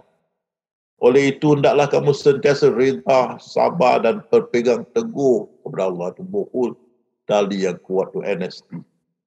Tidak seorang itu masuk ke syurga dengan amalannya, tapi dengan keridaan Allah Subhanahu Wa Taala. Begitu juga diriku, Rasulullah berkata. Apakah orang yang mengikut keridaan Allah sama dengan orang yang kembali membawa kemurkaan? Itu dia. Mereka itu reda, insya-Allah Allah reda kepadaku. Hai jiwa yang tentram, kembali kepadaku. Mereka puas kepadaku dan aku puas kepada mereka. Masuklah dalam jemaahku, masuklah dalam syurga. Keredaan. Mereka kembali dengan nikmat dan karunia yang besar daripada Allah. Mereka tidak mendapat bencana apa-apa pun. InsyaAllah kita berpaut pada buhul tali yang kuat. Allah akan jauhkan bencana daripada kita. Dan keredaan Allah itu adalah lebih besar. Itulah keberuntungan yang besar. Keredaan Allah. Bukan amalan kita. Keredaan. Kita ingat yang bunuh 100 orang masuk surga. Keredaan Allah. Pelacur yang kasih anjing minum, diampunkan dosa dia semua. Keredaan Allah Subhanahu Wa Taala. Balasan mereka di situ mereka yang syurga Aden yang mengalir di bawahnya sungai-sungai. Mereka kekal di dalamnya selama-lamanya. Ini mereka kekal di dalamnya selama-lamanya. Tapi di Suratul Hud mereka kekal selagi ada langit dan bumi syurga itu. Ini ada pencanggahan. Ya, pencanggahan. Satu kekal selama-lamanya ni. Suratul Hud selagi ada langit dan bumi syurga itu. Dan kita tahu nanti terbuka itu tirai nur melihat cahaya zat yang di luar. Cahaya itu masuk ke dalam lauh mahfuz. Habis semua. Termasuk kita walhasil balik asal. Itu yang kita kata kiamat kedua. Kerana itu ada inna lillahi wa inna ilaihi rajiun. Kalau tak ada kiamat kedua, kekal selama-lamanya dalam syurga, hanya ada inna lillah. Itu saja. Tak ada wa inna ilaihi rajiun. Inna lillahi datang daripada Allah, full stop. Tak ada kembali. Pasal kau masuk kekal selama-lamanya, tak boleh. Kalau tidak saya surah apa tu Al-Baqarah tu tulis inna lillahi wa inna ilaihi raji'un. Kau tidak silap surah apa. Daripada Allah kepada Allah itu kembali. Dan jadi kekal selama-lamanya itu tertakluk kepada selagi ada syurga itu lagi ada. Kan kekal selagi syurga itu ada lagi. Syurga itu habislah kita. Dan kita tengok di sini. Dan bila kita sudah sampai ke peringkat ini, kita reda apa juga kehendak Allah. Kita tidak lawan, kita menyerah. Allah akan tanam, Allah akan menanamkan keimanan dalam hati kita. Dan menguatkan kita dan memberi pertolongan dia pada kita. Maka kita akan masuk dalam golongan Allah Subhanahu Wa Taala. Bukan saja itu, inilah orang-orang yang Allah sudah pilih dan Allah tanamkan kehormatan mereka dengan tangan tanamkan kehormatan dalam diri kita. Itulah orang, sesungguhnya orang-orang Allah tidak ada kekhawatiran terhadap mereka dan tidak pula mereka bersedih. Jadi bila kita sudah dapat menyerah diri, berpaut pada dia dan benar-benar diri sedar tak wujud dan rida apa juga berlaku pada diri kita, kita rida. Maka dia akan memberi kita kehormatan, menanamkan keimanan yang kuat dalam diri kita.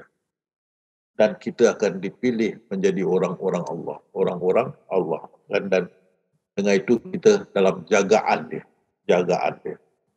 Dialah pelindung mereka disebabkan amal-amal salih yang selalu mereka kerjakan. Allah pelindungmu dan dialah sebaik-baik penolong. Sesungguhnya pelindungku ya Allah yang telah menurunkan Alkitab dan dia melindungi orang-orang yang saleh.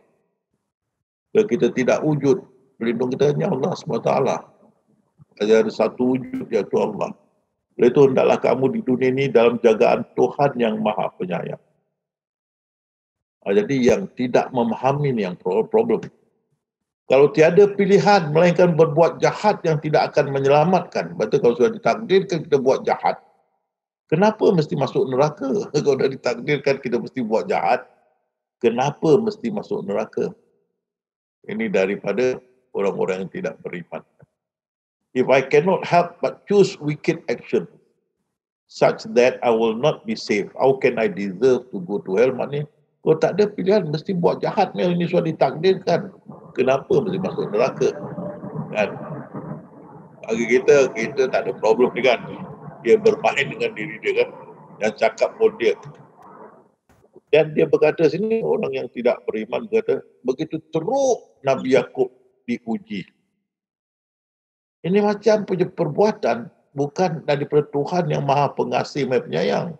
Tapi Tuhan yang zalim, dia Tuhan yang zalim. Itu. Jadi bila orang yang tidak faham, orang tidak ada ilmu ketuhanan, dan orang yang tidak faham tentang ketuhanan, akan keluar pertanyaan yang biadab seperti ini. Dan orang-orang yang bukan ahli sufi tidak akan berdaya menjawab pertanyaan-pertanyaan mereka yang biadab, malahan menjadi marah. Jadi benar yang menaruh bimbang dan takut Allah dari kalangan hamba-Nya orang yang berilmu. Jadi kita yang sudah faham, kita tidak wujud. Kau kenal diri kau kenal Tuhan kau pasti tahu kau tidak wujud. Tidak akan ada kejahilan lagi bagi kita. Itu pasal syaitan takut pada orang yang berilmu. Satu orang yang berilmu dari 1000 orang yang beribadah. Maka tanyalah olehmu kepada orang-orang yang berilmu jika kamu tiada mengerti. Itu saya kata kalau nak mempertikaikan tentang ketuhanan, mesti bawa perkara ini kepada ahli sufi, bukan pada ahli syariah. Ahli sufi lah mahir dalam ilmu ketuhanan. Pengajian mereka satu saja, ilmu ketuhanan. Hanya orang yang berilmu yang dapat memahami. Jadi kalau kamu nak pertikaikan tentang ilmu ketuhanan, mesti jumpa orang yang ahli dalam ini. Tidak lain ahli sufi. Maka bertanya kepada orang yang punya pengetahuan jika kamu tidak mengetahui. Balik kepada kita. Kalau tentang ketuhanan. Balik. Kan? Jadi di sini yang saya nak tekankan dari awal tadi. Bahawasanya tentang ketuhanan. Ini adalah arena ahli sufi. Ini adalah dalam bidang ahli sufi. Ahli sufi inilah orang yang mengaji tentang ketuhanan dari mula hingga akhir. Ahli sufi inilah yang mempelajari mendalam tentang ketuhanan. Ahli sufi inilah sebenar-benar kenal pada Allah. Dan akhirnya tahu mereka tidak wujud. Dan tahu yang bersenda gurauan main-main adalah Allah dengan diri dia. Justru mereka ahli sufi ini tidak akan jadi jahil. Pasal mereka melihat sentiasa pak dalang, bukan wayang kulit itu. Dan insyaAllah kita akan bersambung lagi di minggu depan tentang perkara ini. Jadi saya balik kepada Bayu. Saya pun minta maaf kerana beberapa hari ini kurang sihat dah. InsyaAllah minggu depan semoga doakan saya sihat lagi. Boleh kita teruskan. Balik kepada Bayu. Ya, terima kasih Ustaz. Ustaz, maaf, ini apakah akan dilanjutkan dengan pertanyaan atau kita langsung ke zikrullah Ustaz? Boleh tanya, sampai biasa, ikut macam biasa. Oh. Baik Ustaz, ini ada pertanyaan dari chat Ustaz. Assalamualaikum Ustaz, dari Bang Amran Daud. Ustaz, mungkinkah dialog firman alastu birabbikum adalah sebab di akhirnya nanti semua termasuk kafirun itu masuk surga? Gitu Ustaz. Ya, itulah yang Allah berfirman, rahmatku mendahului kemurkaanku. Jadi kerana rahmat dia mendahului kemurkaan dia, jadi dia masukkan cahaya tauhid atau cahaya makrifat ni ni kepada kesemua manusia.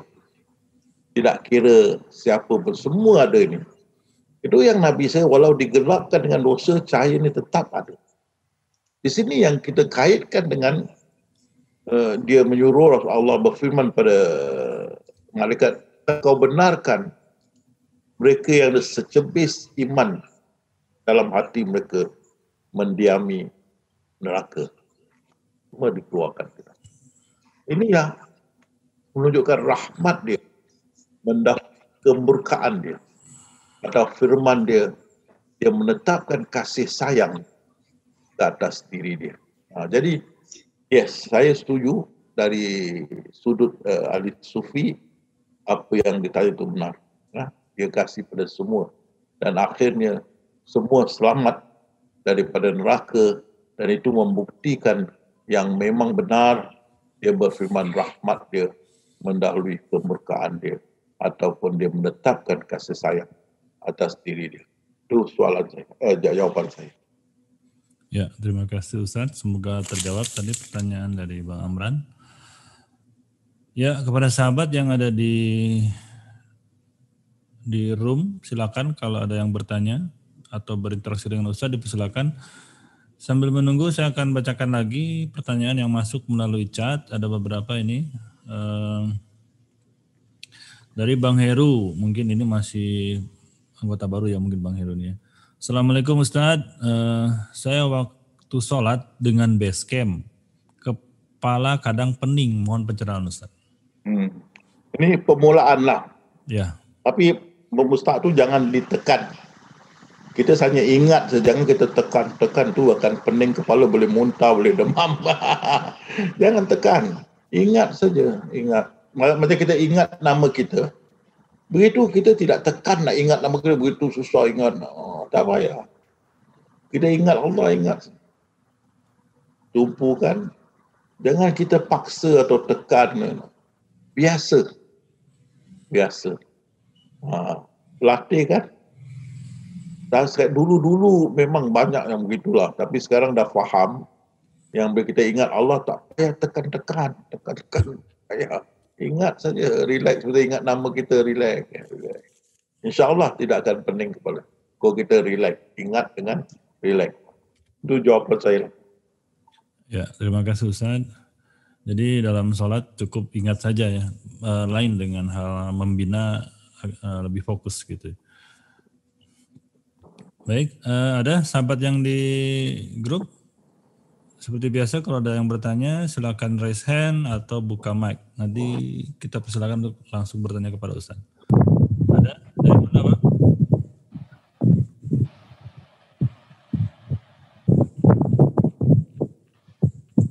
Ada bertanya? Ya, dari mana ini? Tak ada. Ada. Ada? Saya bertanya? Nggak jadi. Oke, kalau tidak ada saya coba buka lagi di chat. Assalamualaikum. Siapa itu? Dari mana Kak? Oh, dari Kak Santrianti ya? Iya, silakan Kak. Assalamualaikum warahmatullahi wabarakatuh, Ustadz. Bagaimana pandangan Ustadz tentang orang yang kadang sholat tidak, ya, jarang sholat malah, tapi perlakuannya baik, akhlaknya baik begitu. Bagaimana pendapatnya Ustadz? Begitu saja Ustadz. Terima kasih. Assalamualaikum warahmatullahi wabarakatuh.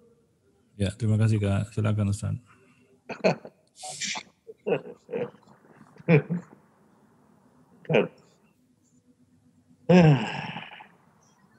Masalahnya kita sekarang, saya ke Pak Deka ke Bayu ke sebab kita nampak Pak Dalam.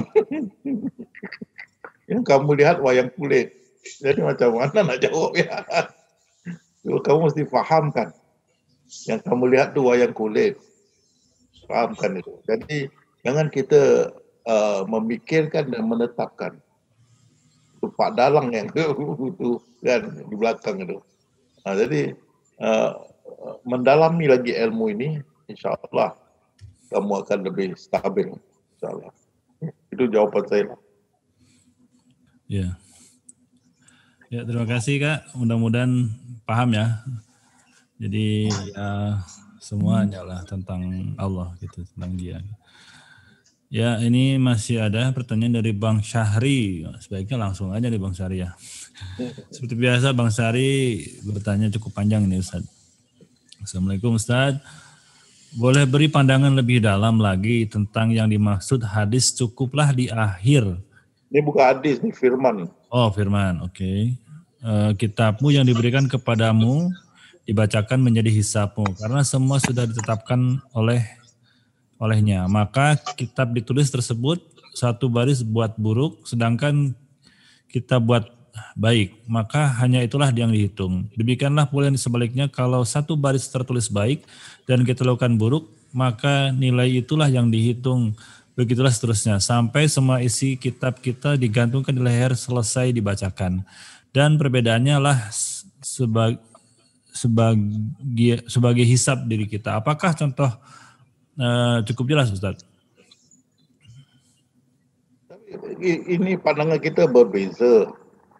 Kamu melihat buku itu seperti buku novel, buku yang bertulis. Tapi kita lihat ini sebagai apa? Video. Mana ada tulisan? Kita melihat video hidup kita yang terbuka, termasuk kitab yang terbuka tu video, bukan satu buku tulis. Faham tak? Jadi kita tengok awal kita lahir, gambar kita lahir. Kita punya movie tau, cerita movie. Sampai kita apa perbuatan dia semua.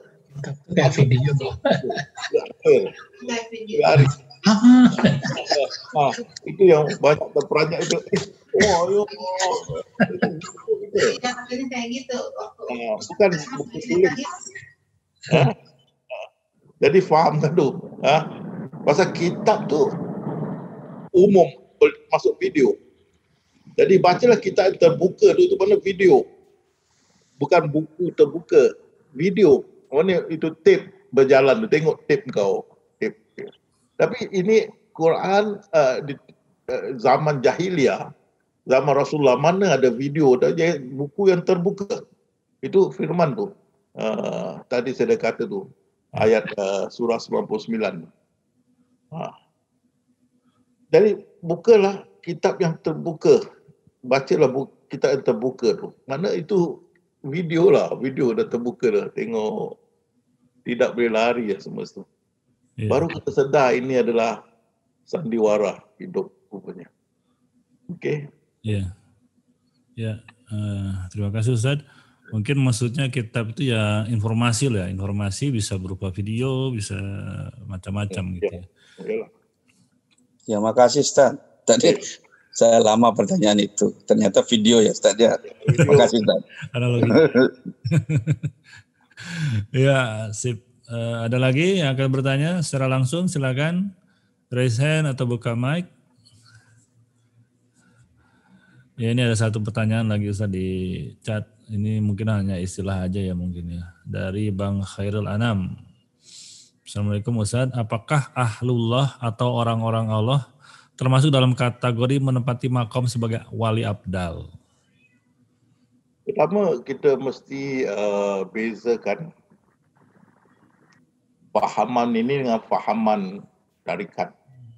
Ya. Di mana mereka ada Dewan Aulia. Ada macam-macam standard DP wali lah.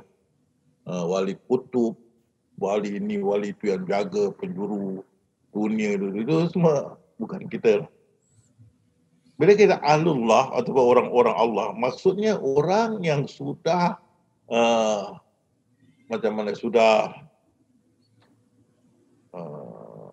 dekat dengan Allah. Dekat dengan Allah menerusi bukan saja ilmu dia, juga ibadah dia. Itu pasal Imam Ghazali berkata setelah mereka mengenal Allah, mereka memperkemaskan diri mereka untuk beribadah lebih baik kepada Allah. Jadi inilah orang yang sudah mendekatkan diri dia kepada Allah, sentiasa berhubung dengan ibadah, dengan zikrullah, sentiasa berhubung dengan Allah. Sehingga dia masuk dalam jagaan Allah.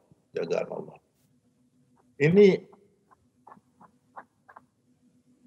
ada peringkat-peringkat dia lah kan. Ini orang pun kita boleh kata kalau dia betul-betul sudah dipilih Allah, dia masuk dalam alam sakinah. Ini orang tentram. Dia duduk dalam dunia, dia rasa tentram. Dia dalam ketentraman. Dan orang ini bila kita mendekati diri kita dengan dia, kita rasa tentram. Dia tentram, dia punya aura tu, kita pun rasa tentram. Ini orang yang duduk dalam alam sakinah. Dia duduk di situ dan insya-Allah diri dia menjadi bersih. Sehingga dia boleh dengan senang wisata roh. Tetapi sampai masa dia beri tugasan, dia akan turun dan menjalankan tugasannya. Kalau tidak, dia duduk di alam sakinah, dalam jagaan Allah. Tak ada yang kenal dia, melainkan malaikat dan Allah Subhanahu Wa Taala. Sehingga bila dia beri tugasan, baru orang kenal. Jadi orang-orang Allah ni, itulah maksud orang yang dijemput oleh Allah ke dalam alam sakinah, alam ketuhanan. Alam sakinah, alam yang tentram. Hai jiwa tentram, kembali irji'i kepadaku. Masuklah dalam jemaahku. Hai jiwa-jiwa yang tentram, irji'i, kembali kepadaku. Jadi masuk dalam alam sakinah, dia tentram. Dan hanya dia dengan Allah sehingga dia diberi ketugasan. Jadi orang yang belum sampai ini dia akan naik turun sehingga dijemput oleh Allah masuk ke alam sakinah kan. Tapi bila dah masuk alam sakinah ni, dia sudah bawah jagaan Allah. Kita tengok di sini.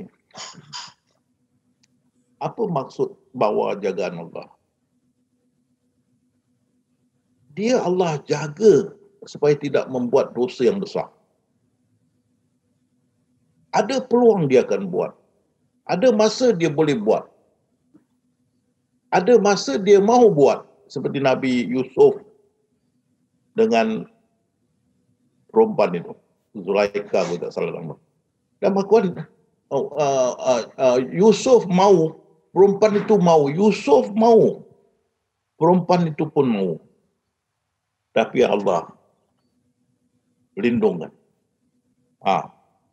Kita dalam jagaan Allah, walaupun kita mahu, Allah tidak kasih. Dia jaga. Seperti Nabi Ayub AS. Syaitan mahu hancurkan Nabi Ayub. Macam-macam. Dia minta izin Allah, dia teruskan. Tapi bila Nabi Ayub dah tak boleh tahan, Allah masuk. Stop, dah tak boleh. Begitu juga Nabi Yakub AS. Sudah buta. Tapi Allah masuk campur tamu dia merana. Kembalikan Nabi Yusuf. Kembalikan peringatan dia. Jadi ini yang orang dalam jagaan Allah. Rasulullah SAW pun begitu. Kan, walaupun dengan 300 lebih pengikut dia dapat mengalahkan 1000 lebih kaum Quraisy dalam perang Badar. Allah lindung dia. Jadi kita kalau fikir balik dalam hidup kita, fikir balik. Banyak juga kita mengalami situasi-situasi yang sangat berat-berat. Yang kita kalau buat memang berat. Tapi macam mana boleh tak berlaku? Kerana Allah. Kita bawa lindungan Allah SWT. Jadi kita dilindungi, tidak kena balak-balak ini. Jadi dikatakan orang yang sudah sampai pada makam orang-orang Allah atau wali Allah juga kan. Orang yang sudah masuk dalam alam sakinah. Dijemput masuk dalam alam sakinah. Sudah berdamping, itu yang kita berdamping Allah SWT. Dan pada masa itu kita sangat tenteram. Ramsir. Sehingga kita diberi tugasan. Ini tugasan bukan tugasan yang ketarikat kutub lah, jaga dunia ni lah, macam-macam lah, Abdal lah, gasak dia lah. Tak ada. Maksud saya diberi tugasan mengajar. Mengajar. Dan Khidir dengan tugasan dia. Zulkarnain dengan tugasan dia. Masing-masing bertugasan. Dan bila kita bertugasan, kita turun dari alam sakinah. Tapi tetap orang Allah tetap bawa jagaan dia. InsyaAllah. Jadi beza dengan fahaman tarikat yang ada Dewan Aulia. Bukan kita. Kita tak ada jaga-jaga satu dunia. Penjuru ini kutub ni, penjuru itu kutub, itu penjuru kutub, itu penjuru. Kan? Itu saya menjawab. Ya, terima kasih Ustaz. Semoga Bang Khairul Anam tadi paham ya. Jadi memang sepertinya Bang Khairul Anam ini dalam pertanyaan selalu ada hubungan dengan tarikat. Mungkin beliau punya pengalaman yang banyak di tarikat ya. Jadi saran saya sih sebaiknya istilah-istilah tarikat jangan diperbandingkan lah dengan kesufian yang kita sekarang ini pelajari. Memang berbeda gitu, berbeda arah, berbeda jalur. Ya, di chat sudah tidak ada pertanyaan. Mungkin di grup ada pertanyaan, kalau tidak ada nanti kita langsung masuk ke zikrullah. Ada? Pas? Enggak ada kayaknya Ustaz. Mungkin kita langsung masuk ke zikrullah Ustaz. Oke. Jadi ingat ya, kita itu jangan paksa tadi. Tadi sapu tadi, jangan paksa. Ingat saja, ingat. Takkan nak ingat nama sendiri pun paksa. Paksa jangan. Relax. Ingat secara relax. Ingat Allah, tumpukan relax. Kan? Relax. Dan istiqamah. Okey? Jaga. Ready? Bismillah.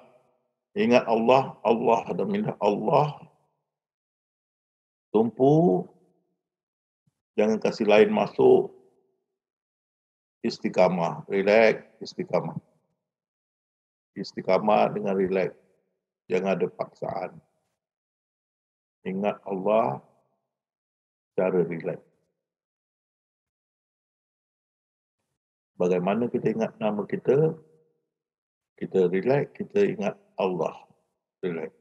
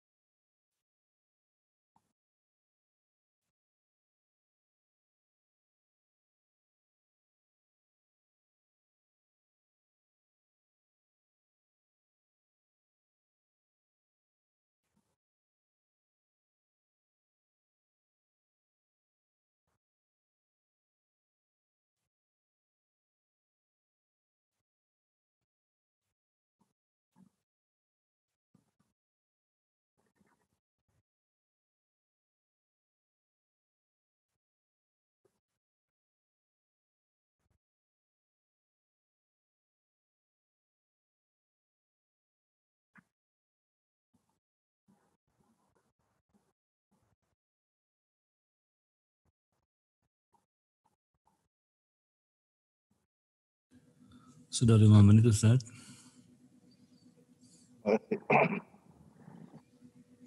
Terima kasih semua. InsyaAllah kita jumpa lagi minggu depan.